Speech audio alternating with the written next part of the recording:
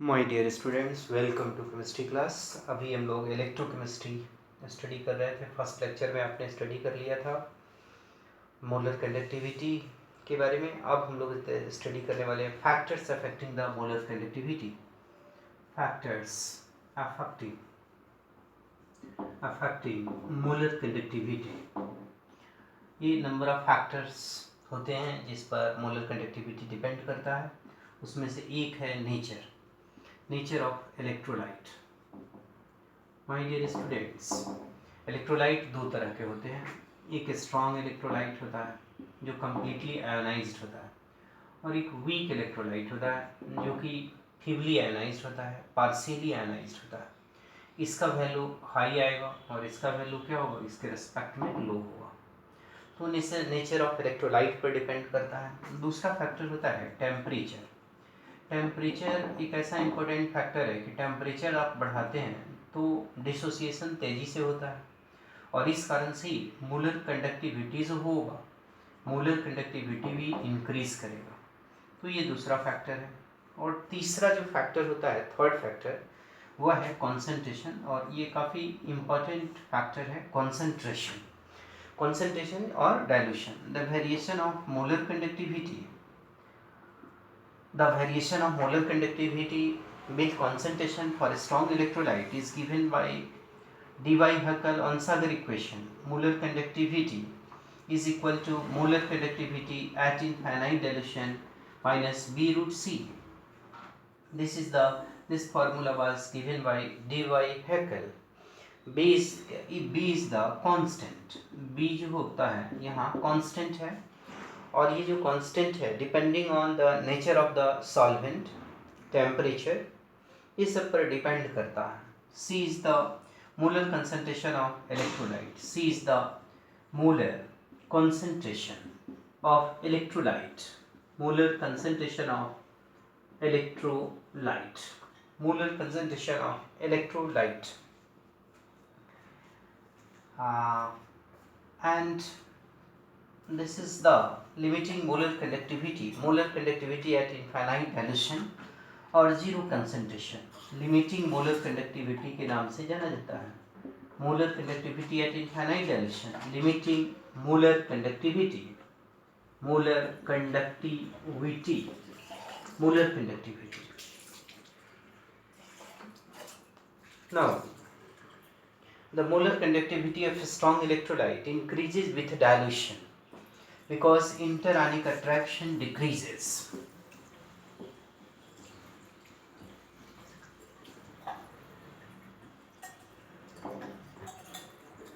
Molar conductivity of a strong electrolyte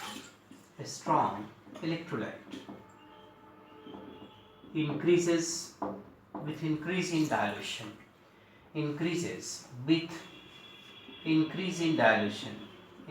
in dilution, dilution बढ़ाते हैं तो ये इंक्रीज करता है because interionic attraction decreases with dilution. Reason इसका ये है, रीजन कि interionic attraction decreases with dilution. Dilution के साथ साथ आयंस के बीच अट्रैक्शन घट जाता है, और इस कारण से मोलर कंडक्टिविटी इंक्रीज करता है स्ट्रॉन्ग इलेक्ट्रोलाइट के केस में डायल्यूशन बढ़ाने के साथ साथ। A small deviation at higher concentration is due to larger interionic attraction. Ions के बीच अट्रैक्शन होने के कारण ये हाई कंसंट्रेशन पर थोड़ा डेविएशन शो करता है। Molar conductivity of weak electrolyte increases with dilution because dissociation increases with dilution. Molar conductivity ये स्ट्रॉन्ग इलेक्ट्रोलाइट के केस में है। अगर वीक इलेक्ट्रोलाइट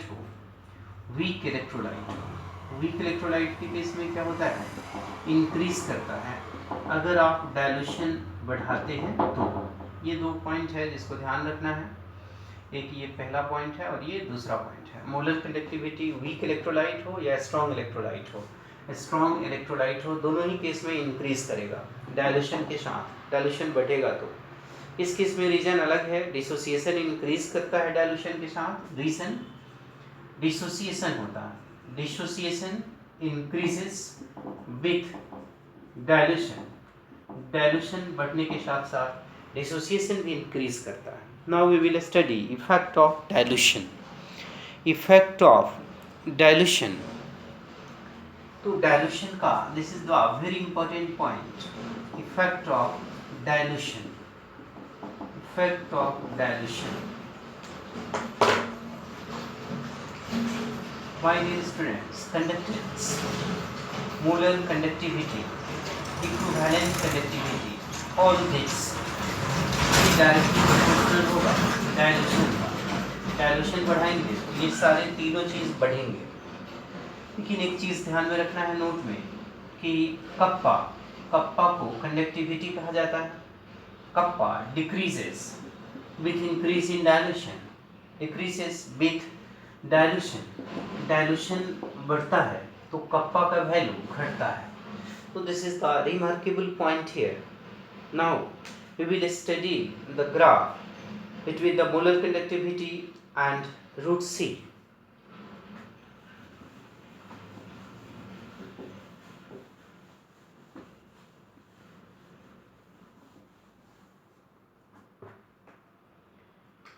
ये मोलर कंडक्टिविटी है और मोलर कंडक्टिविटी ये एक्स एक्सिस है और ये वाई एक्सिस है. इसमें हम लोग रूट सी को दिखाते हैं एक्स एक्सिस में.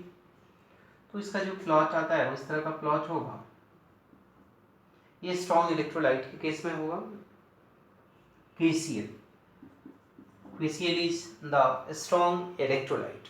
स्ट्रॉन्ग इलेक्ट्रोलाइट के केस में मोलर कंडक्टिविटी और कंसंट्रेशन के बीच जो प्लॉट होता है वह इस तरीके का प्लॉट होगा. Now we will study for in case of the weak electrolyte. Weak electrolyte के केस में क्या होता है कि इस तरह का हमारा प्लॉट आता है. ये प्लॉट का क्या मतलब है, वी विल स्टडी.